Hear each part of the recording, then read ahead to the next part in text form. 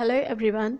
Today our topic is सेहत से मुतालिक अल्फाज की इंग्लिश। आप जब डॉक्टर के पास जाते हैं या फिर किसी से आपने हेल्थ से रिलेटेड गुफ्तगू करनी हो तो उसके लिए इंग्लिश के कौन से वर्ड यूज़ किए जा सकते हैं और जो वोकैबुलरी यूज़ होती है।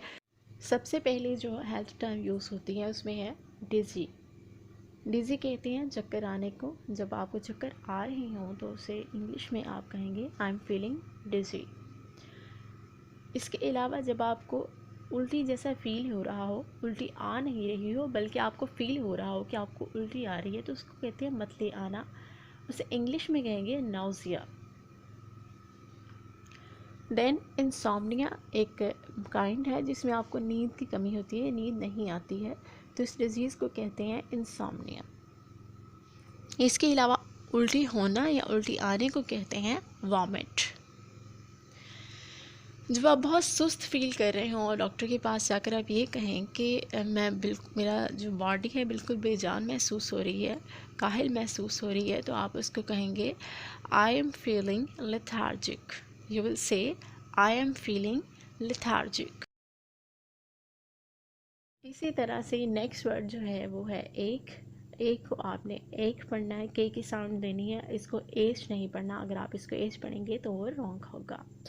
एक कहते हैं कम अरसे के लिए, जो आपको पेन हो रहा हो, जहाँ आपको दर्द महसूस हो लेकिन बहुत थोड़े अरसे के लिए, उसके बाद ठीक हो जाए, तो उसे कहते हैं एक। जैसे कि आप ये कह सकते हैं टूथ एक, हेड एक, सो इनके साथ लगेगा एक।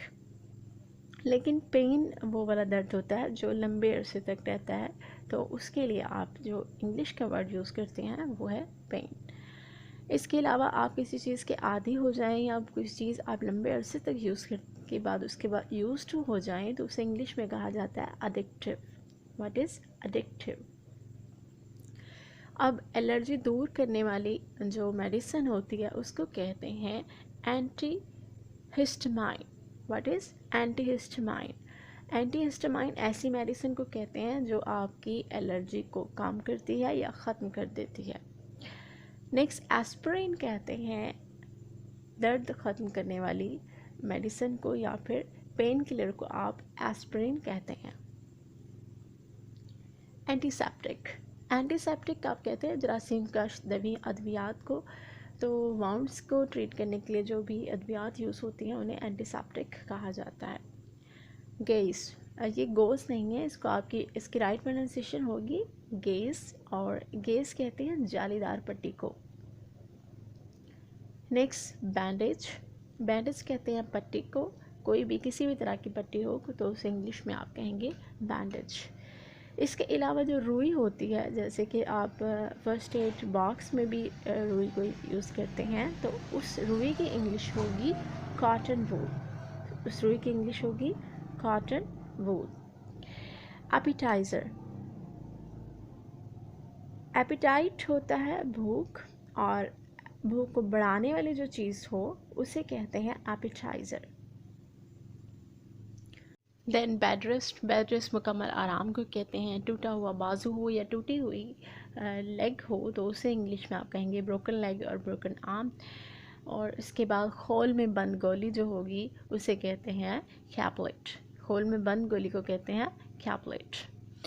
और इसके अलावा जब आप कमज़ोरी महसूस कर रहे हो तो उसको कहते हैं वीकनेस। और अगर आप किसी डॉक्टर से मशवरा कर चुके हैं और वो आपका मशवरा किया हुआ डॉक्टर है, तो उसके लिए जो टर्म यूज़ होता है वो है consulting doctor. Consulting doctor. Next, बंद नाक खोलने के लिए जो चीज़ें इस्तेमाल की जाती है या कोई गैजेट या मेडिसिन इस्तेमाल की जाती है उसे आप कहेंगे डिकंजस्टेंट। उसे आप कहेंगे डिकंजस्टेंट। जैसे कि कहा जाता है prevention is better than cure, means परहेज़ इलाज से बेहतर है। तो परहेज़ अगर आप कहना चाहें कि आपको परहेज़ करना चाहिए तो उसकी इंग्लिश होती है prevention. Next, cure, CURE, cure एक वर्ड होता है जिसका मीन होता है इलाज। इसके अलावा आप रेमेडी को भी इलाज कहते हैं। ट्रीटमेंट, रेमेडी, क्योर, ये तीनों वर्ड्स को आप इलाज की इंग्लिश के लिए यूज़ करते हैं। एग्ज़ामिनेशन होता है मुआयना। जब डॉक्टर के पास आप जाते हैं, अपना मुआयना करवाते हैं, तो आप ये चेकअप करवाते हैं। चेकअप को आप इंग्लिश में एग्ज़ामिनेशन भी कह सकते हैं।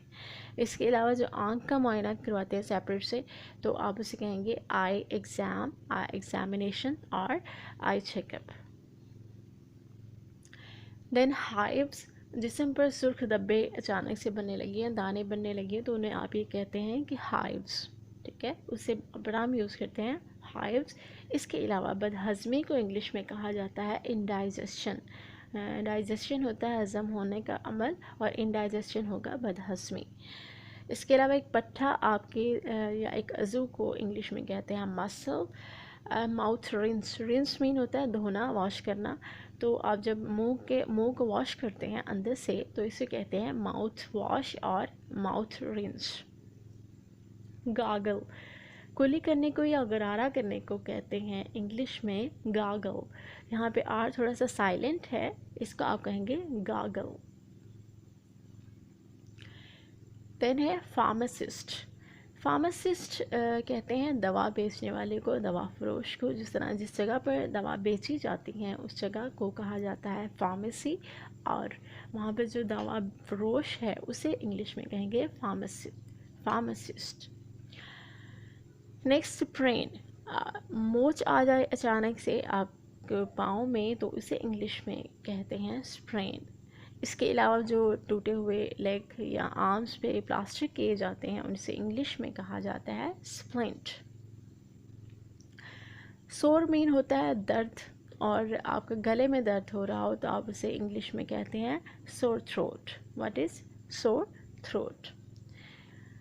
प्रिस्क्रिप्शन कहते हैं नुस्खे को, जो डॉक्टर आपको एक नुस्खा लिख कर देता है या कुछ मेडिसिन लिख के देता है किसे आप परचेज़ कर लें, तो आप इसे इंग्लिश में कहते हैं प्रिस्क्रिप्शन। और वो जो अमल है, जो डॉक्टर लिखने का अमल है, उसे कहते हैं प्रिस्क्राइब। मीन नुस्खा लिखने के अमल को कहते हैं प्रिस्क्राइब, और नुस्खे को कहते हैं प्रिस्क्रिप्शन। इसके बाद वाउंड कहते हैं ज़ख़म को।